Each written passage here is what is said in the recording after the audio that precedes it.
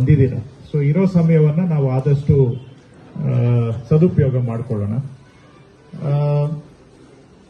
ಮಾನ್ಯ ಮುಖ್ಯಮಂತ್ರಿಗಳು ಸಿದ್ದರಾಮಯ್ಯನವರು ಹಾಗೂ ಮಾನ್ಯ ಉಪಮುಖ್ಯಮಂತ್ರಿಗಳು ಶ್ರೀಯುತ ಡಿ.ಕೆ. ಶಿವಕುಮಾರ್ ಹೆಸರುವಾಸಿಯಾದಂತಹ ಜಿಲ್ಲೆ, ಅಂತಹ ಜಿಲ್ಲೆಯಲ್ಲಿ ಉಸ್ತುವಾರಿ ಸಚಿವನಾಗಿ ಕೆಲಸ ಮಾಡುವುದು ಅಂದ್ರೆ ಒಂದು ಸೌಭಾಗ್ಯನೇ ಸರಿ ಅಂತ ನಾನು ಭಾವಿಸಿಕೊಂಡಿದ್ದೇನೆ.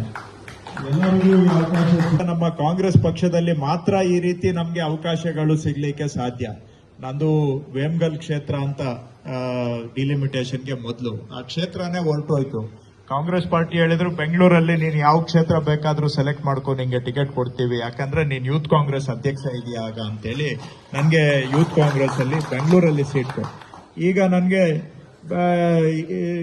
ಮಂತ್ರಿ ಅಭಿವೃದ್ಧಿಗೆ ನಮ್ಮ ಕೈಲಾದಷ್ಟು ನಾವು ನಿಮ್ಮ ಜೊತೆಗೆ ಈ ಜಿಲ್ಲೆಗೆ ಏನ್ ಮಾಡ್ಲಿಕ್ಕೆ ಸಾಧ್ಯ ಸರ್ಕಾರ ಅಂತ ಹೇಳಿದ್ರೆ ಪಕ್ಷವನ್ನ ಬೆಳೆಸಿದ್ರೆ ಮಾತ್ರ ನಾವು ಮುಂದೆನೂ ಕೂಡ ರಾಜಕೀಯದಲ್ಲಿ ಮುಂದುವರಿಲಿಕ್ಕೆ ಆಗಲಿ, ಸರ್ಕಾರ ಉಳಿಸಿಕೊಳ್ಳಿಕ್ಕೆ ಆಗಲಿ, ಪಕ್ಷವನ್ನು ಕೂಡ ನಾವು ಬೆಳೆಸುವಂತಹದ್ದು. ಇವೆರಡೂ ಆದ್ಯತೆಯನ್ನ ಇನ್ನೂ ಅಷ್ಟು ಕೆಲಸ ಇರುತ್ತೆ. ಆಮೇಲೆ ನಾನು ಸ್ವಲ್ಪ ತಗೊಂಡಿದ್ದ ಕೆಲಸನ ಡೀಪ್ ಆಗಿ ಹೋಗಿ ಮಾಡುವಂತ ಸ್ವಭಾವ ಇರ್ತಕ್ಕಂಥವನು. ಹಾಗಾಗಿ ಅಲ್ಲಿ ಹೆಚ್ಚಾಗಿ ತೊಡಗಿಸಿಕೊಂಡು ಕೆಲಸ ಮಾಡುವಂತದ್ದು. ಮತ್ತೆ ನನಗೆ ಬೇರೆ ಬೇರೆ ಜವಾಬ್ದಾರಿಗಳು ಕೊಟ್ಟಿದ್ದಾರೆ. ಅದರ ಜೊತೆಗೆ ಈ ಜವಾಬ್ದಾರಿಯನ್ನು ಕೂಡ ಕೊಟ್ಟಿದ್ದಾರೆ. ನಾನು ಇಲ್ಲ ಸರ್ ನನಗೆ ಇರೋದೇ ಕೆಲಸ ಜಾಸ್ತಿ ಇದೆ, ನಾಳೆ ಉಸ್ತುವಾರಿ ಅಂತ ಜವಾಬ್ದಾರಿ ತಗೊಂಡ್ಮೇಲೆ ಬಹಳ ಪ್ರಾಮಾಣಿಕವಾಗಿ ಆ ಕೆಲಸನೂ ಮಾಡಬೇಕಾಗುತ್ತೆ.